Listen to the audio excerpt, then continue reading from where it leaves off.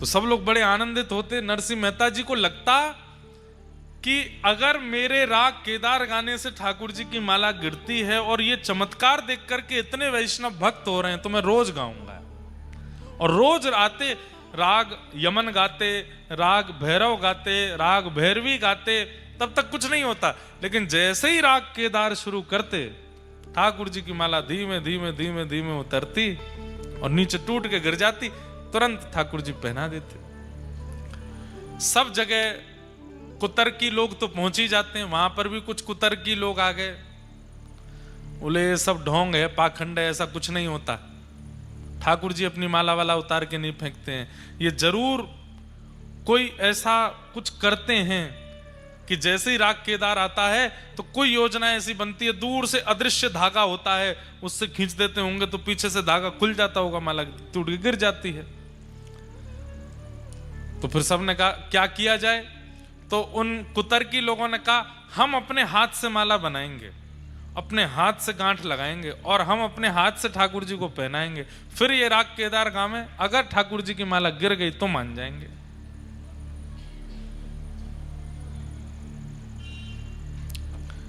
ठीक है। अब नरसिंह मेहता बेचारे इतने संपन्न तो नहीं थे, कहीं से किसी सेठ से कर्जा ले रखा था उन्होंने। सेठ जी भी उसी दिन अपना कर्जा मांगने आ गए, बोले कि मेरा कर्जा लौटाओ। नरसिंह मेहता बोले अभी व्यवस्था नहीं है, मैं जल्दी आपका जो कर्ज है वो लौटा दूंगा, ब्याज सहित लौटा दूंगा। बोले तुम तो रोज कल कल कर रहे हो, हमारा पैसा लौटा नहीं रहे हो, एक काम करो। बोले क्या? कुछ गिरवी रखो हमारे पास। क्या गिरवी रखूं? मेरे पास गिरवी रखने को भी कुछ नहीं है। तो सेठ जी का जो मुनीम था वो बोला ये एक राग गाते हैं केदार, जिसकी वजह से पूरे नगर में इनका प्रचार और नाम है, वो राग ही केदार, इनसे गिरवी रखवा लो। जब तक ये पैसा वापस नहीं लौटाएंगे राग केदार नहीं गा सकते, हमारे पास गिरवी रखा है राग।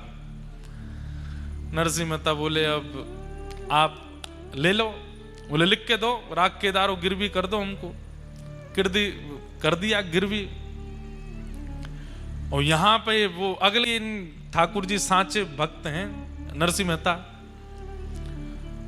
अगले दिन नरसिंह मेहता पहुंचे, असंख्य भीड़ इकट्ठी हुई है आज देखने के लिए। आज दूध का पानी का पानी हो जाएगा कि नरसिंह मेहता के गायने से, राग केदार गाने से माला गिरती है कि नहीं। और नरसिंह मेहता बोले आज तो राग केदार गा ही नहीं सकता मैं, क्यों? गिरवी रख के आया हूं। और वो सेठ जी का मुनीम खड़ा था वहीं पे, टेढ़ी नजर से बोले गा मत देना, गिरवी रखा है। बड़ी संकट में पड़ गए, बोले क्या करूं नाथ। नरसिंह मेहता अनेक अनेक राग गाते रहे, खूब देर तक कुछ ना कुछ गाते रहे।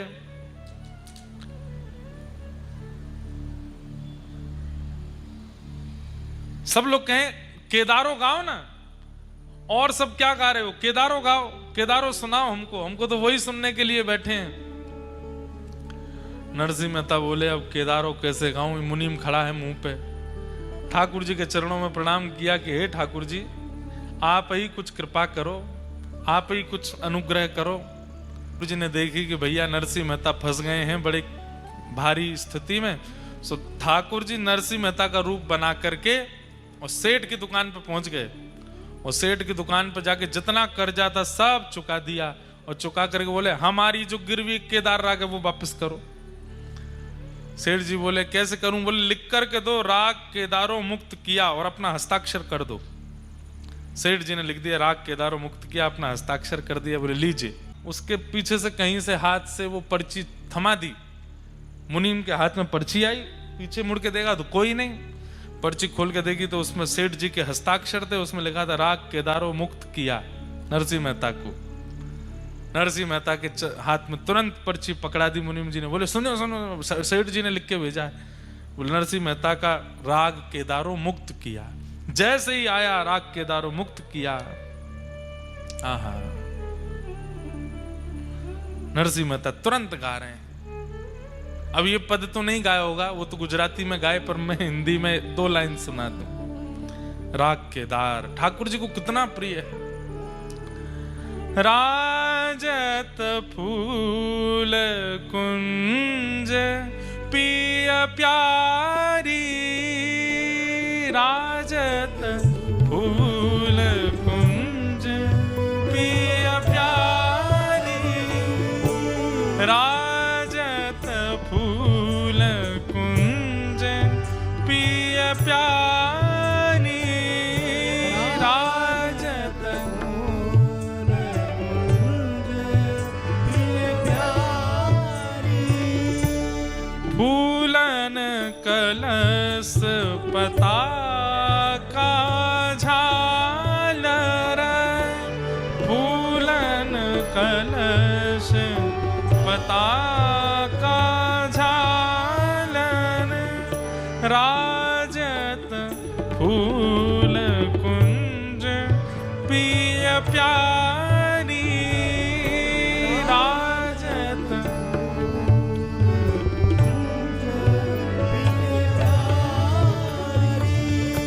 फूलन सो निरतत अलिगावत, फूलन सो निरतत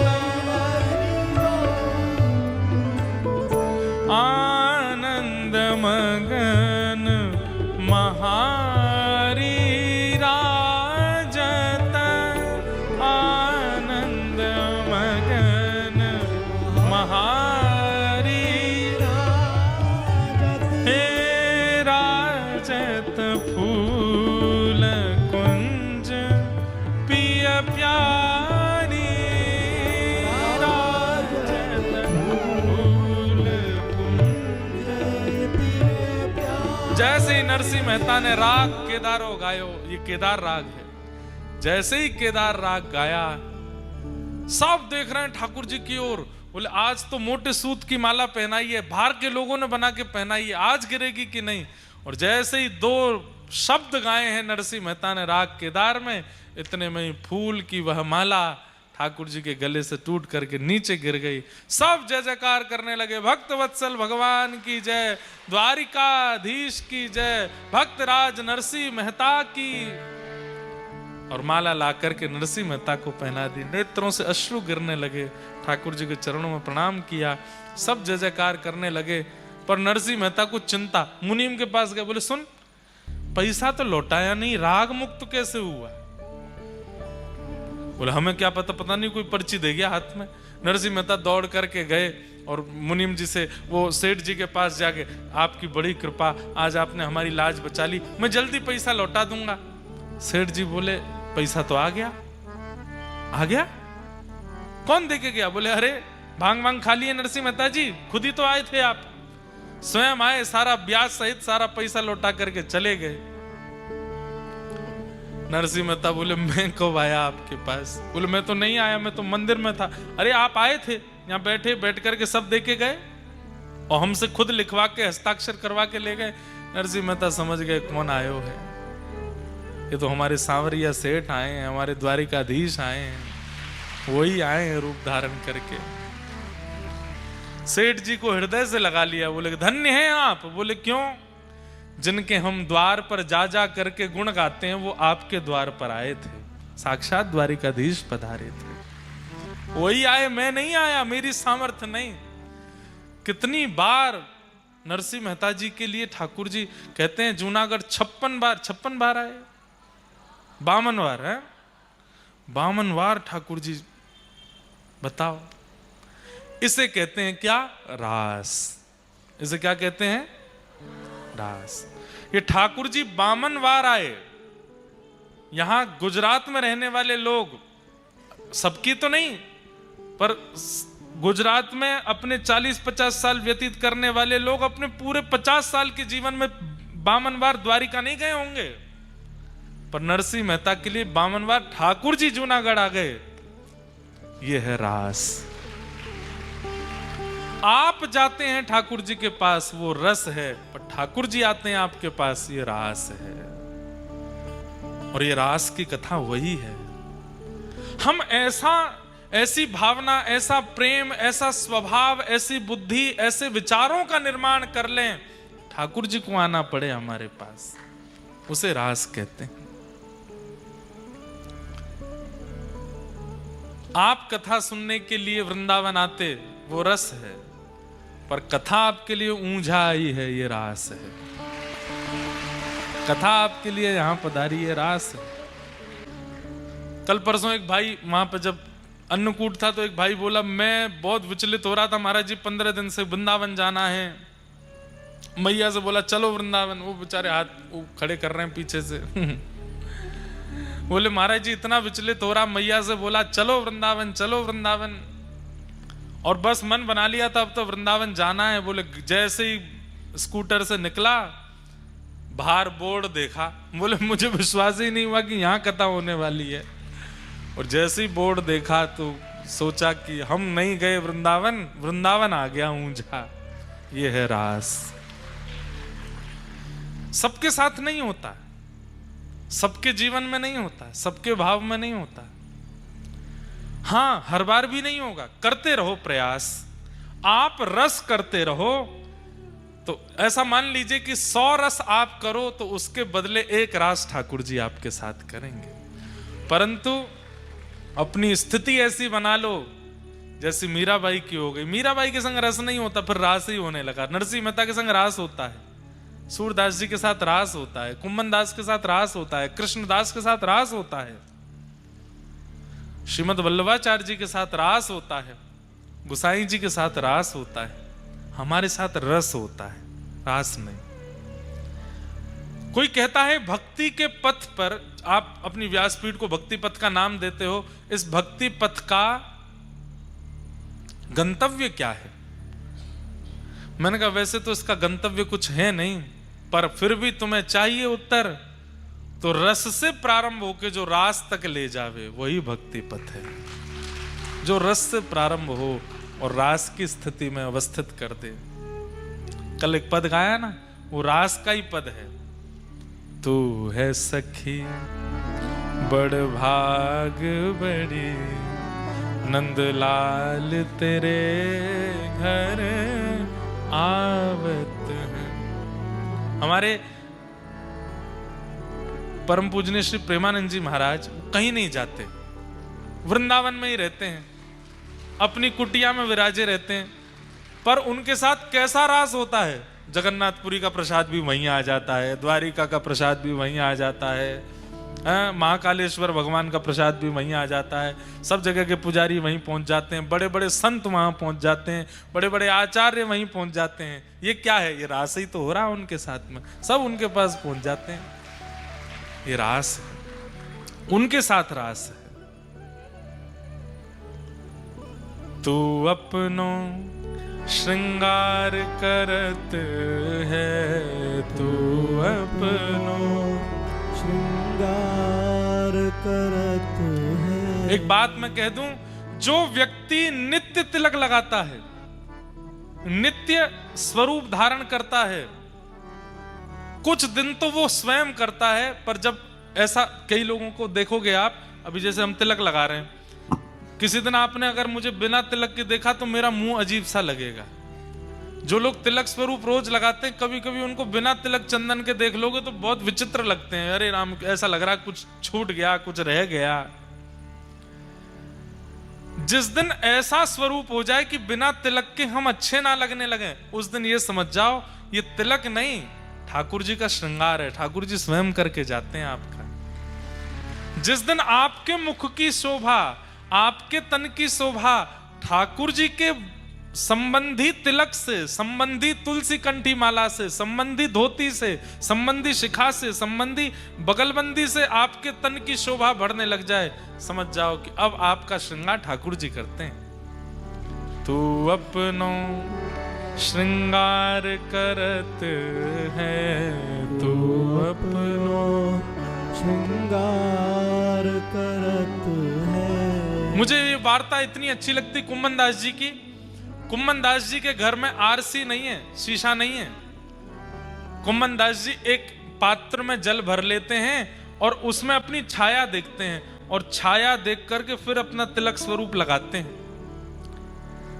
ठाकुर जी कुम्मन दास जी से इतने प्रसन्न हो गए कि ठाकुर जी रोज कुम्मन दास जी की कुटिया में आते हैं, छोटे से लाला। सवेरे सवेरे ठाकुर जी आ जाएं और कुम्मन दास जी की गोद में बैठ जाएं। कुम्मन दास जी तैयार नहा धो के बैठे तिलक स्वरूप लगाने, ठाकुर जी आके धम्म से गोदी में बैठ जाएं। अरे कुम्मना कहा कर रहे हो? अरे जय जय आ गए आप, जय हो प्रणाम। ठाकुर जी के चरण छूवे, कुम्मन दास जी के सिर पे हाथ धरे। ठाकुर खुश रहे कुम्मना, खुश रहे। कहा कर रहे हो? तिलक लगा रहा हूं जय जय। कैसे लगाएगो? अरे ये कठोतों में जल भरो है, यही मैं छाया देख के लगा लूंगा।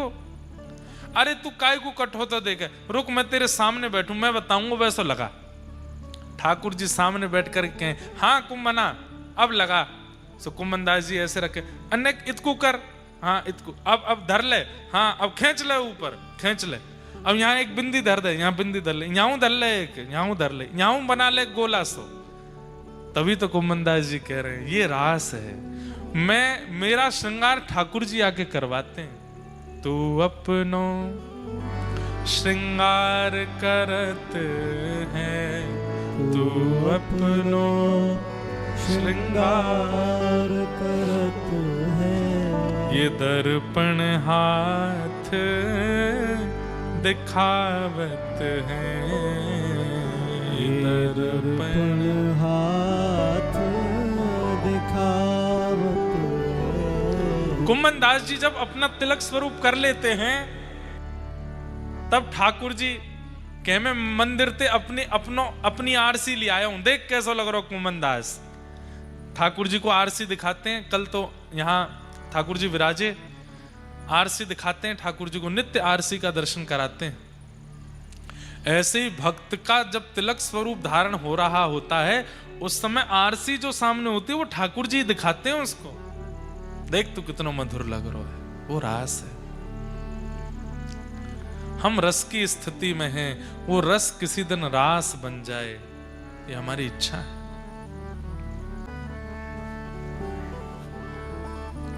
ब्रज की गोपियों के साथ ठाकुर जी ने रास किया। नाचने को रास नहीं कहते, रास तो ठाकुर जी की कृपा को कहते हैं कि ठाकुर जी आपके संग क्या क्या लीला कर रहे हैं, उन सबको रास में अवस्थित करते जाओ।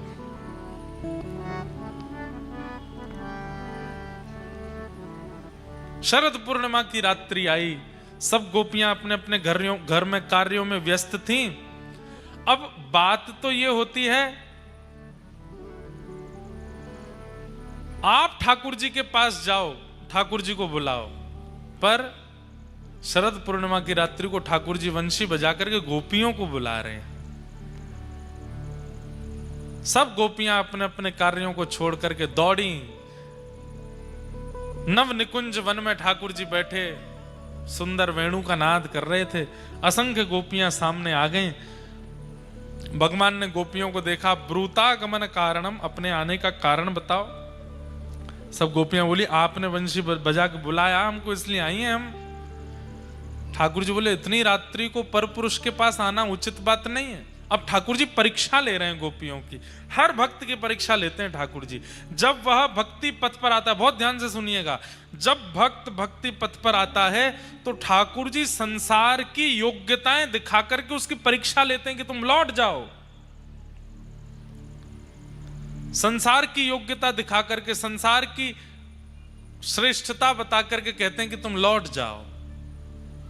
और जो लौट जाता है वो हार जाता है, जो नहीं लौटता खड़ा रहता है। बोले चाहे तुम जितने भी महिमा बताओ संसार की, हम लौट के जाने वाले नहीं हैं, वही रास में प्रवेश कर जाता है।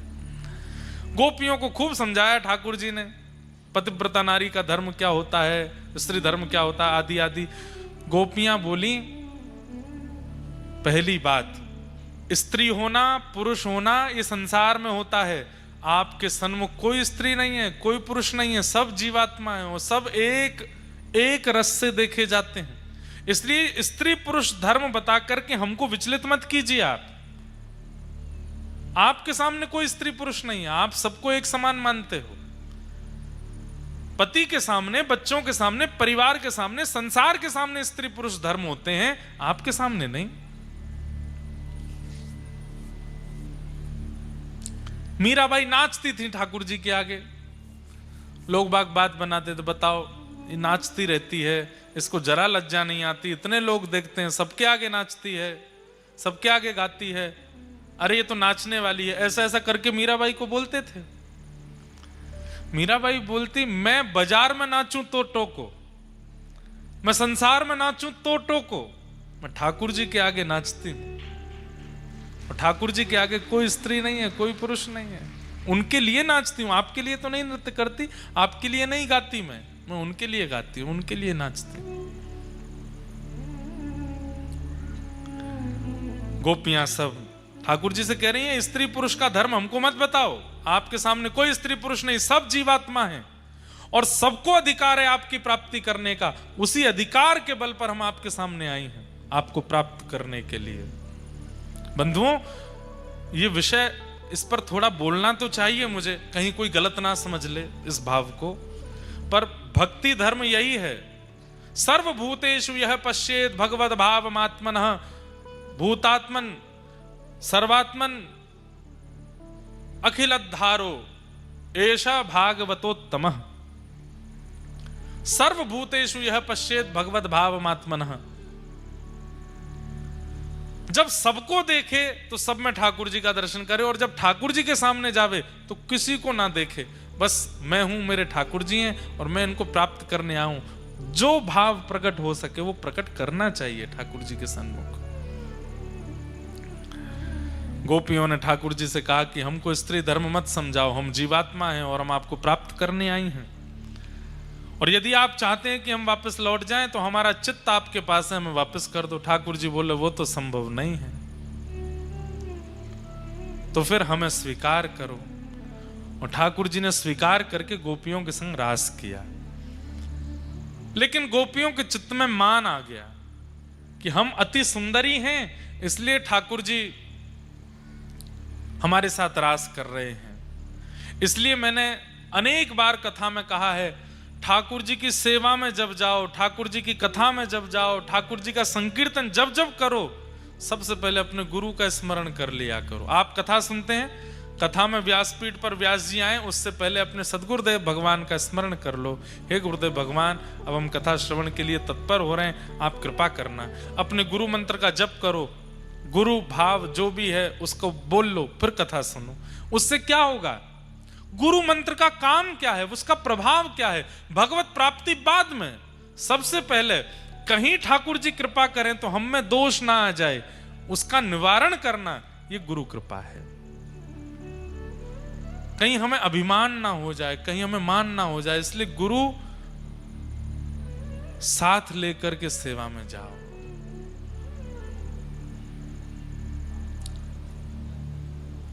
हमें मान ना हो जाए। श्री नाभाजी महाराज ने भक्तमाल जी की रचना की। सब लोग इधर देखिए, ध्यान से सुनो। श्री नाभाजी महाराज ने भक्तमाल की रचना की। तो कहते हैं कि जब भक्तमाल की रचना नाभाजी कर रहे थे, उनके चित्त में अपने आप भक्त प्रकट होते जा रहे थे और नाभाजी उनका यश लिखते जा रहे थे। जो जो भक्त चित्त में आते गए उनका यश लिखते गए। लिखते लिखते नाभाजी ने मन में विचार किया। अब देखो, नाभाजी आंख खोल के देख नहीं रहे, वार्ता कर नहीं रहे, बस अपने चित्त में एक कुंज बनाई है, उसमें एक वृक्ष है, वृक्ष के नीचे नाभाजी बैठे हैं और उसी वृक्ष के पीछे एक आसन के ऊपर, ऊंचे आसन पर गुरुदेव बैठे हैं, श्री अग्रदास जी महाराज। भक्तों का चरित्र लिखते जा रहे हैं, अपने गुरुदेव को मानसी में सुनाते जा रहे हैं। लिखते लिखते लिखते लिखते लिखते नाभाजी रुक गए। तो मानसी में गुरुदेव ही पूछ रहे हैं, क्यों रुक गए? बोले, गुरुदेव, गुजरात के भक्त आ गए, दक्षिण के भक्त आ गए, उत्तर के भक्त आ गए, पूर्व पश्चिम के भक्त आ गए, सतयुग के भक्त आ गए, द्वापर के भक्त आ गए, त्रेता के भक्त आ गए, कलयुग के भी भक्त आ गए, लेकिन वृंदावन के भक्त नहीं आए अभी तक चित्त में। वृंदावन के एक भी भक्त का स्मरण अभी तक मुझको नहीं हुआ है। अयोध्या के भक्त आ गए, चित्रकूट के भक्त आ गए, वृंदावन का एक भी भक्त अभी तक चित्त में नहीं आया। तुरंत गुरुदेव भगवान कहते हैं, नाभाजी, तुमने भक्तमाल लिखने से पहले 24 अवतारों को प्रणाम किया। भगवान के 24 अवतार, उनको प्रणाम किया। तो 24 अवतारों को यथा जहां जहां से पूजने वाले जो जो भक्त हैं वो सब तुम्हारे चित्त में आ गए। वृंदावन वारे तो राधा रानी को पूजे, जब तक किशोरी जी को वंदन नहीं करोगे तब तक नहीं आएंगे। और तब श्री अग्रदास जी ने नाभाजी के चित्त में किशोरी जी को वंदन किया, और जैसे ही किशोरी जी को वंदन किया इतने में ही श्री हितरवंश महाप्रभु, श्री स्वामी हरदास जी महाराज और हरिराम व्यास जी तीनों प्रकट हो गए, और फिर वृंदावन के भक्त भी उनके चित्त में आ गए। गुरु मंत्र, गुरु दर्शन, गुरु स्मरण क्या करता है? भक्ति में जो अपूर्णता बनी रहती है उसको पूर्ण करता है, और भक्ति में जो कभी कभी हम में दोष आ जाते हैं उस दोष का निवारण गुरु स्मरण करता है, गुरु मंत्र करता है। वो सामान्य ऐसे ही नहीं है कुछ भी कि गुरु दीक्षा ले ली, प्रभाव में आकर के मंत्र ले लियो, अब उसका कोई प्रयोग ही नहीं करते हैं। अरे उसका बहुत बड़ा प्रयोग है, वो दोष निवृत्त करता है। इसलिए गुरु मंत्र किसी को नहीं बताना चाहिए, क्योंकि भक्ति में आने वाले दोषों से निवारण गुरु मंत्र करता है। गोपियों के चित्त में मान आ गया, तब गोपियों ने, एक बात हम पहले ही बोल दें, आज भी ठाकुर जी को ब्याह नहीं होएगा, ब्याह तुम कल ही करेंगे। अब तो रास की भूमिका बता करके फिर रास करा करके फिर रास में ही आज विश्राम करेंगे, कल ब्याह से शुरू करेंगे कथा। गोपियों के चित्त में जब मान आया, ठाकुर जी अंतर ध्यान हो गए, भ्रमण करते हुए गोपियां यमुना तट पर आई। तभी गोपियों की गुरु कौन है? श्री राधा रानी। बिना किशोरी जी के रास में चली गई थी तो मान तो आना ही था। तब किशोरी जी आई, किशोरी जी के चरणों में प्रणाम किया। हे राधे वृषभानुभूप तनये, हे पूर्ण चंद्रानने, हे कांते कमनीय कोकिल रवे, वृंदावने धीश्वरी, हे मत प्राण परायणे चरसिके, हे सर्वयूथेश्वरी,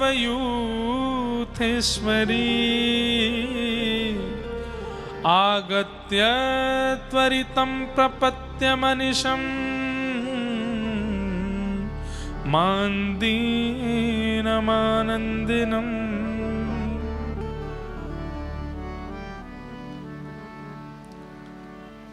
हे सुन राधिका दुलारी, तेरे द्वार का भिखारी हूँ मैं, शाम का पुजारी,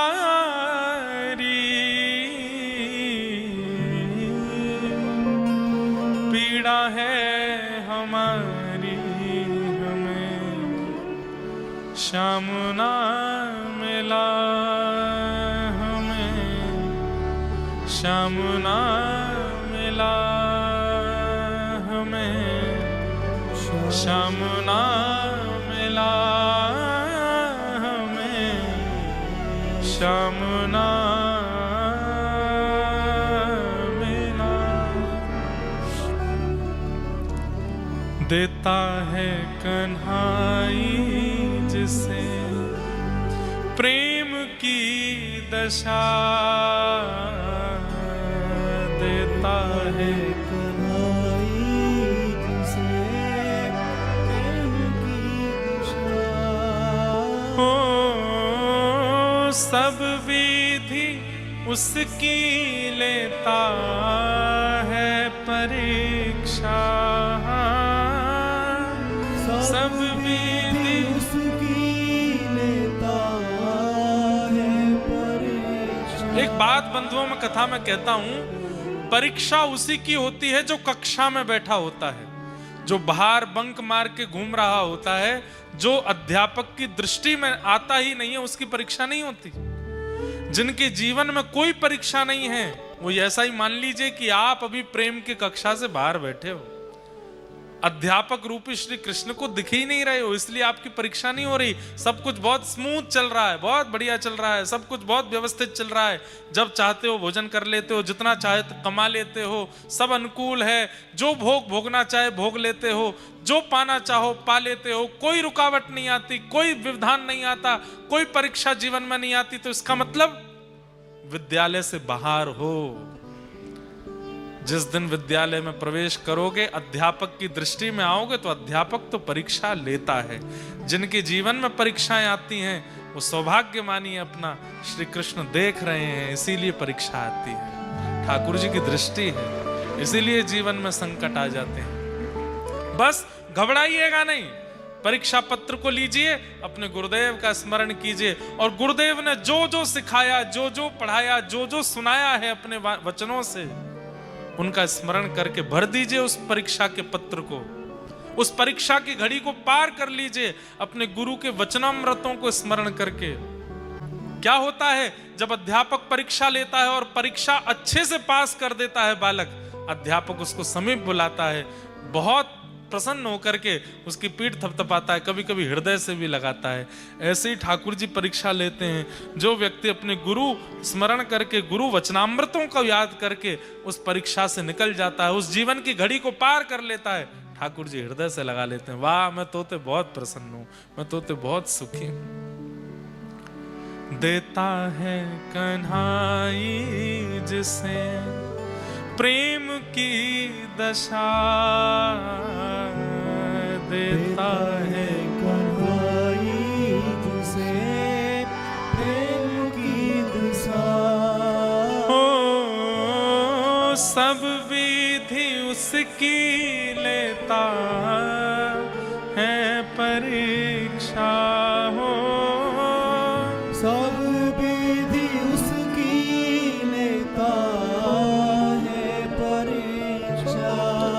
कभी निकट बुलाए, कभी निकट बुलाए, कभी दूरियां बढ़ाए, कभी दूरियां बढ़ाए। छलिया हाथ नहीं आए, छलिया हाथ नहीं आए, हमें श्याम ना मिला, हमें श्याम ना मिला, हमें श्याम ना मिला, हमें श्याम ना मिला। हे सुन राधिका दुलारी, सुन राधिका दुलारी, तेरे द्वार का भिखारी, तेरे द्वार का भिखारी, तेरे शाम का पुजारी, एक पीड़ा है हमारी, हमें श्याम ना मिला, हमें श्याम ना मिला, हमें श्याम ना मिला, हमें श्याम ना मिला। गोपियां जब विरह आतुर होकर के रोने लगी, किशोरी जी से कहने लगी, ठाकुर जी हमें व्याकुल करके अकेला छोड़ करके चले गए। तब किशोरी ने कहा, ठाकुर जी एक चीज से मिलते हैं। बोले क्या? गाओ, पुकारो, बुलाओ, अपनी विरह वेदना सुनाओ, रसिक प्रीतम हित चित्त की बातें गिरधारी जी सो कहिए। अपने हित की बातें, अपने मन की बातें कहो ठाकुर जी से, गा करके सुनाओ, उसी से मिलते हैं ठाकुर जी। गोपियां गाने लगी, हानाथ रमण प्रेष्ठ क्वासी क्वासी महाभुज दास्यास्ते कृपणाया में सखे दर्शन सन्निधौ। जैसे ही कहा हाँ नाथ, उसी समय गोपीनाथ प्रभु प्रकट हो गए। जैसे ही कहा रमण, राधा रमण लाल प्रकट हो गए। जैसे ही कहा प्रेष्ठ, प्रेष्ठ कहते हैं वल्लभ को, श्री राधा वल्लभ जी प्रकट हो गए। जैसे ही कहा महाभुज, तभी बिहारी जी प्रकट हो गए। बंधुओं, ये प्रकट स्वामी श्री हरदास जी ने कलयुग में किए, हितरवंश महाप्रभु ने कलयुग में किए, ये विराजमान वज्रनाभ ने कलिकाल में, कलिकाल के प्रारंभ में किए हैं गोपीनाथ जी। पर गोपाल भट्ट गोस्वामी जी ने राधा रमन जी प्रकट किए, पर वास्तव में गोपियां ही इनको प्रकट कर चुकी हैं द्वापर में। हाँ नाथ कह करके गोपीनाथ, रमण कह करके राधा रमण, प्रेष्ठ कह करके राधा वल्लभ, और महाभुज कह करके या तो कई बांके बिहारी कहते हैं, कई गोविंद देव कहते हैं, पर जो भाव हो, ये पूर्व में गोपियां इनको बुला चुकी हैं, पुकार चुकी हैं। और इसके बाद गोपी गीत गाया, गोपियों ने अपना विरह वेदना गाई है। जयति तेधिकम जन्मना व्रज श्रयत इंदिरा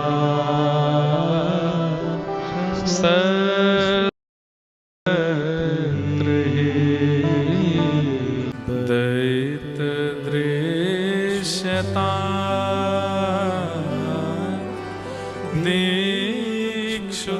दीक्षुतावक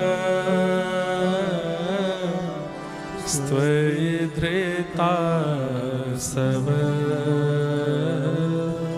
स्वां विचिन्वते शरदुदासये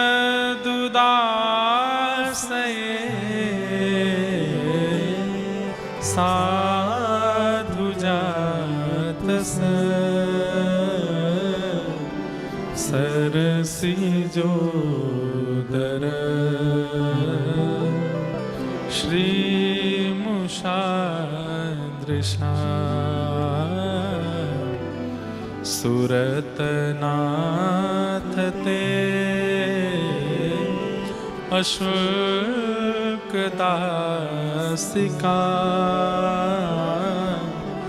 वरदनिघ्नतो नेह किं वद। गोपियों ने गोपी गीत गाया और गोपी गीत के माध्यम से ठाकुर जी को कह रहे हैं, हे नाथ तुम ज्यादा इतराओ मत। क्यों?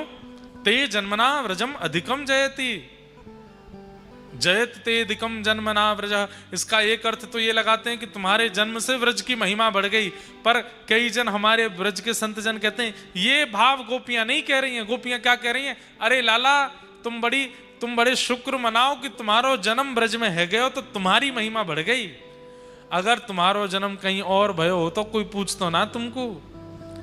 तुम इतने प्रेमी कायकू है गए, तुम इतने प्रिय कायकू बन गए, सब तुम्हारे इतने चहेते कायकू है गए क्योंकि तुम वृंदावन में, तुम ब्रज में प्रगटे हो। ब्रज में जन्म लेवे के कारण लाला तुम्हारो यश बढ़ो है, तुम्हारो भाव बढ़ो है। ते जन्मना व्रजम अधिकम जयते। एक श्लोक में तो गोपियां ठाकुर जी को डांट सी देती हैं और दूसरे श्लोक में ठाकुर जी को मानो जैसे मना लेती हैं। अरे कन्हैया हम तो तुम्हारी बिना शुल्क की दासी हैं, हमें केवल एक ही शुल्क तुमसे चाहिए। क्या? हरि जी मोरे नैनन आगे रहियो, हरि जी मोरे नैनन आगे रहियो। हमें और कोई शुल्क नहीं चाहिए, चाहे हमसे जितनी सेवा करा लो, हमसे भोजन बनवाओ, हमसे वस्त्र बनवाओ, हमसे श्रृंगार करवाओ, हमसे कुछ भी जैसी चाहे वैसी सेवा करवाओ, बदले में शुल्क के रूप में केवल एक चीज चाहिए। क्या? हमारे नेत्रों को दिखते रहना, हमारे सामने रहना, हमारे पास रहना, बस और कुछ नहीं चाहिए। बहुत सुंदर है गोपी गीत, गोपियां ठाकुर जी से कह रही हैं। अंत में गोपियों के भाव सुनकर के इति गोप्य प्रगायंत प्रलपस्त्यंश चित्रधा रुरुदु स्वस्वरम राजन कृष्ण दर्शन लालसा ताशामाविर्भूत सौरी स्मयमाय मुखाम्बुज पीताम्बर धरश रघुवी साक्षान मनमथ मनमथ। ठाकुर जी प्रकट हो गए और भगवान ने फिर गोपियों के प्रेम भाव को स्वीकार किया। गोपियां बोली आप गए क्यों थे जब आना था दोबारा? तो ठाकुर जी बोले आप सबको मान हो गया था, उस मान का हनन करने गया था, उस मान को नष्ट करने गया था। मतलब एक बात सिद्ध होती है, हम कितनी सेवा कर रहे हैं, कितना 56 भोग लगाते हैं, कितनी कथा करा रहे हैं, कितनी पोशाक पहना रहे हैं, ठाकुर जी प्रकट क्यों नहीं हो रहे? अभी भी शायद मान है चित्त में। जिस दिन वो मान नष्ट हो जाएगा ठाकुर जी प्रकट हो जाएंगे। बंधुओं, आप कितनों महंगों वाले इत्र लगा लो, कितनी महंगी वाली पोशाक धरा दो, ठाकुर जी प्रकट अनुभव तभी कराएंगे जब आप मान रहित हो जाओगे। ये गोपी गीत और रास पंचाध्याय का मूल सार है। आप मान रहित हो जाओ, कोई मान मत करो, अत्यंत दीन हो जाओ, ठाकुर जी अनुभव कराने लगेंगे। हमारे गिरधर लाल जी इस बार बरसाने में हम सबको दिखाएंगे। ठाकुर जी जब पहली बार आए थे वृंदावन सेवा में, तब का चित्र दिखाएंगे, और फिर अब जो ठाकुर जी उनका चित्र देखना। हमारे लाल जी मोटे हो गए, हमारे लाल जी बड़े हो गए, हमारे लाल जी गोल मटोल हो गए। कितने अनुभव ठाकुर जी कराते हैं। हाथन को साइज बढ़ गयो, कमर को साइज बढ़ गयो। पहले नाथ द्वार जाते थे तो ठाकुर जी का श्रृंगार लेते थे, तो पता है सबको गिरधर लाल जी कितने श्रृंगार कितना बड़ा आना है। अब वो श्रृंगार छोटे पड़ने लगे हैं। अब बोलते हैं भाई थोड़े बड़े वाले बनाओ। बोले तो आपके लाला बड़े है रहे का? मैंने पता नहीं है, छोटे लगते हैं ये वाले श्रृंगार, अब बड़े हो गए ठाकुर जी। ये अनुभव कैसे कराते हैं ठाकुर जी? जब आप मान रहित हो जाते हो। कभी कभी हमें भी मान हो जाता है, तो बड़े श्रृंगार जो ठाकुर जी के लिए है ना, वो और बड़े लगते हैं ठाकुर जी पर। ठाकुर जी छोटे हो जाते हैं, तो समझ में आ जाता है मान हुआ है इसलिए ठाकुर जी छोटे हो गए। ऐसे हमारे लाल जी हैं। अनुभव अगर ठाकुर जी की लीला का करना है तो मान रहित होना पड़ेगा, दीन बनना पड़ेगा, दैन्य चित्त में लाना पड़ेगा, तभी अनुभव हो सकता है, नहीं तो अनुभव ठाकुर जी का नहीं होगा। जैसे ही गोपियां मान रहित हुई, ठाकुर जी ने जितनी गोपी थी उतने रूप धारण कर लिए, और अब वृंदावन में महारास हुआ। राधा नाचे, कृष्ण नाचे, नाचे गोपी जन। राधा नाचे, कृष्ण नाचे, नाचे गोपी जन। राधा नाचे, कृष्ण नाचे, नाचे गोपी जन। राधा नाचे, कृष्ण नाचे, नाचे गोपी जन। क्योंकि मन मेरा बन गया सखी पावन वृंदावन हो। मेरा बन गया सखी पावन वृंदावन। ओ मन मेरा बन गया सखी पावन वृंदावन हो। मेरा बन गया सखी पावन वृंदावन। ओ राधा नाचे, कृष्ण नाचे, नाचे गोपी जन। राधा नाचे, कृष्ण नाचे, नाचे गोपी जन। ओ राधा नाचे, कृष्ण नाचे, नाचे गोपी जन। राधा नाचे, कृष्ण नाचे, नाचे गोपी जन। क्योंकि मन मेरा बन गया सखी रे पावन वृंदावन हो। मेरा बन गया सखी पावन वृंदावन। हे गोपाल गोपाल,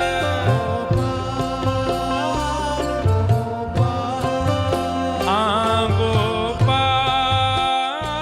गोपाल,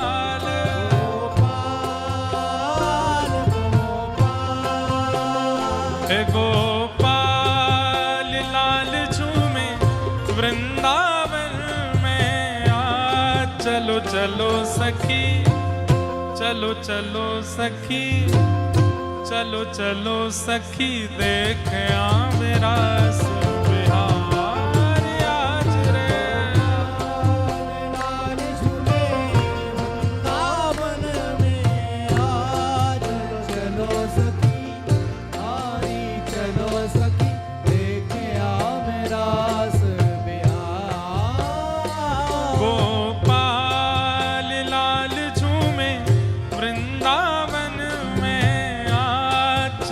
चलो सखी, हाँ चलो चलो सखी, देख आवे रास बिहार आज रे। लाल लाल झूले वृंदावन में आज, चलो सखी हारी चलो सखी, देखे आवे बोलो रास रासेश्वर भगवान की।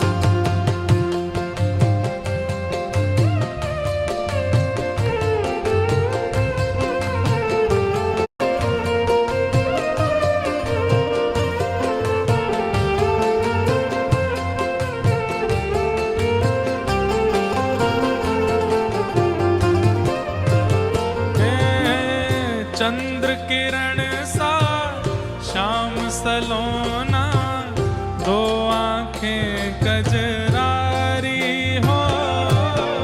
चंद्र किरण सा श्याम सलोना, दो आंखें कजरारी हो चंद्र किरण सा श्याम सलोना, दो आंखें कजरारी।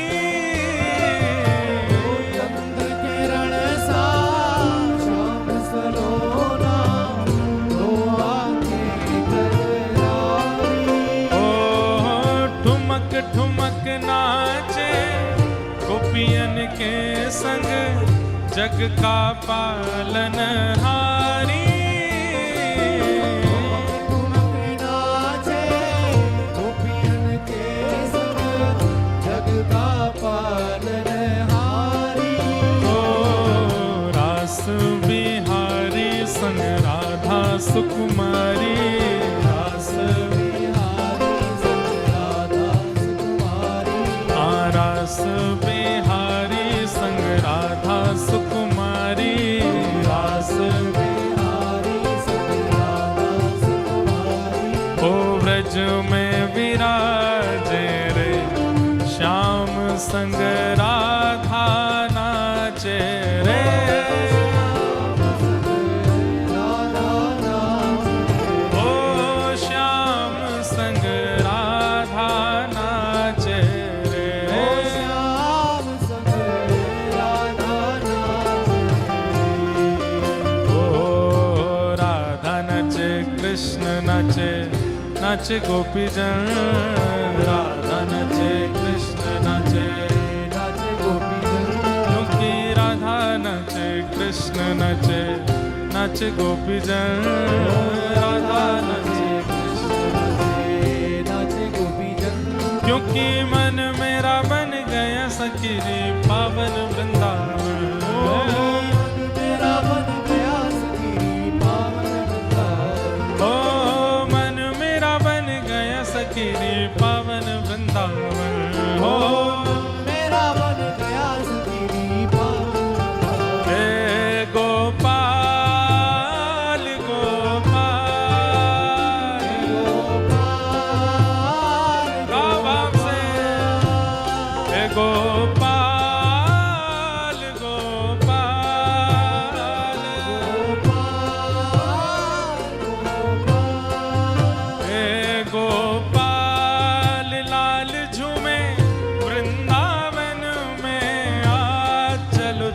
सखी, चलो चलो सखी, चलो चलो सखी, देख आवे रास बिहार आज रे। लाल झूले वृंदावन में आज, चलो सखी हारी चलो सखी, देखे आ मेरा रास बिहार। ए, छुम छुम छना ना ना ना घुंघरू बाजे। झूम झूम छना ना ना ना घुंघरू बाजे।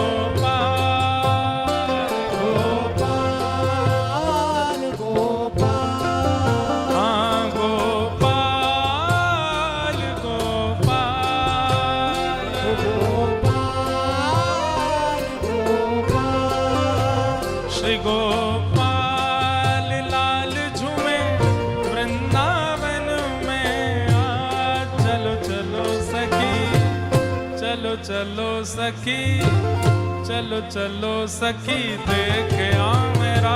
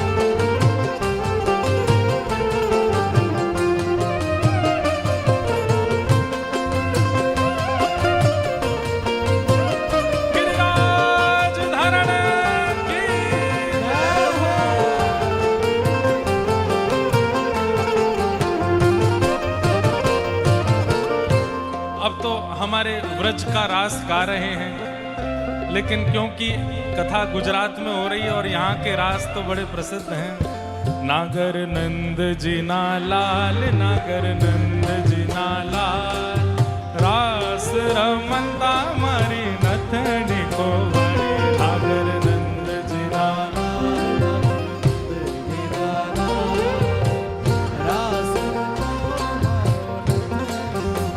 ओ कान्हा जड़े हो तो आर, कान्हा जड़े हो तो आर, रास रमंता मारी नथनी को बड़े। कान्हा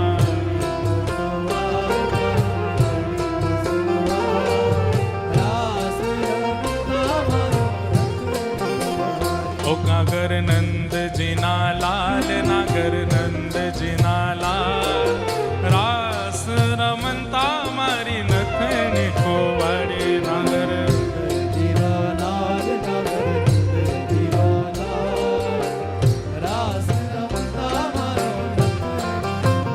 हे गोपाल गोपाल, हे गोपाल गोपाल, हे गोपाल गोपाल, गोपाल गोपाल, हे गोपाल लाल झूमे वृंदावन में आ। चलो चलो सखी, चलो चलो सखी, चलो चलो सखी, देख आ मेरा रस बिहार आज रे। गोपाल लाल झूमे वृंदावन में आज। चलो सखी हारी, चलो सखी, देख आ मेरा रस बिहार। हे गोपाल लाल झूमे वृंदावन में आ। चलो चलो सखी, आ चलो चलो सखी, देख आ मेरा रस बिहार आज रे। गोपाल लाल झूमे वृंदावन में आज। चलो सखी हारी, चलो सखी, देख आ मेरा रस बिहार। राधा नाचे कृष्ण नाचे, नाचे गोपी जन, राधा नाचे कृष्ण नाचे, नाचे गोपी जन, ओ राधा नाचे कृष्ण नाचे, नाचे गोपी जन, राधा नाचे।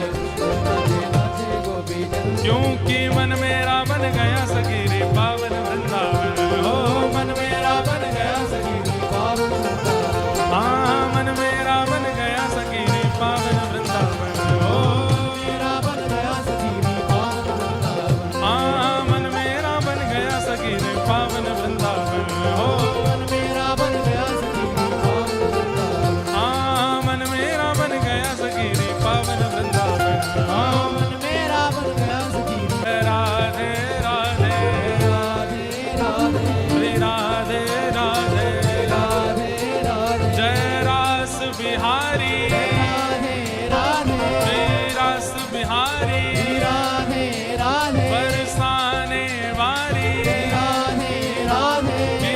सुत प्यारी, जय राधे राधे, हरिदास दुलारी। जय राधे राधे। देखो कल से तो आप लोग प्रेम से सोइएगा, कोई परेशान करेगा नहीं। आज पूरे बेग से नाच लीजिए, पूरे बेग से गाइए। ओ बरसाने वाली, राधे राधे, बरसाने वाली, राधे राधे, श्री कृष्ण प्यारी, राधे राधे, श्री कृष्ण प्यारी, राधे राधे, जय राधे राधे, राधे राधे, श्री राधे राधे, जय राधे राधे, श्री राधे राधे, जय राधे राधे, श्री राधे राधे, जय राधे राधे, श्री राधे राधे, जय राधे राधे, श्री राधे राधे, जय राधे राधे, श्री राधे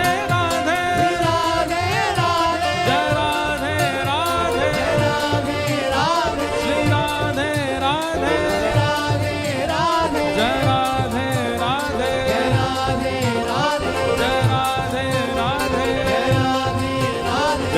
जय राधे राधे, जय राधे राधे, जय राधे राधे, श्री राधे राधे, जय राधे राधे, जय राधे राधे।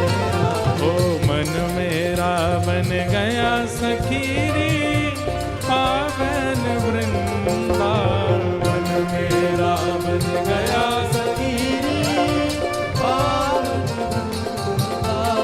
मन मेरा बन गया सखीरी, पावन वृंदावन,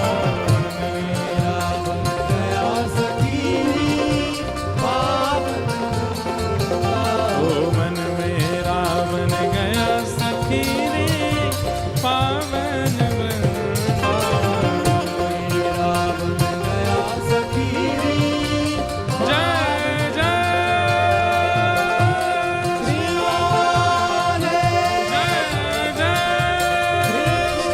जय जय जय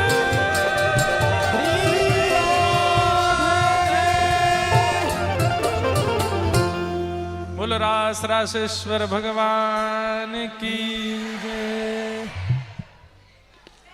कृष्ण कन्हैया लाल की जय, गिरधर लाल प्यारे की द्वारिकाधीश की जय, गोवर्धन नाथ की जय, पूछरी के लौठा की हुप हुप प्यारे। क्या बात है बंसी वारे श्याम।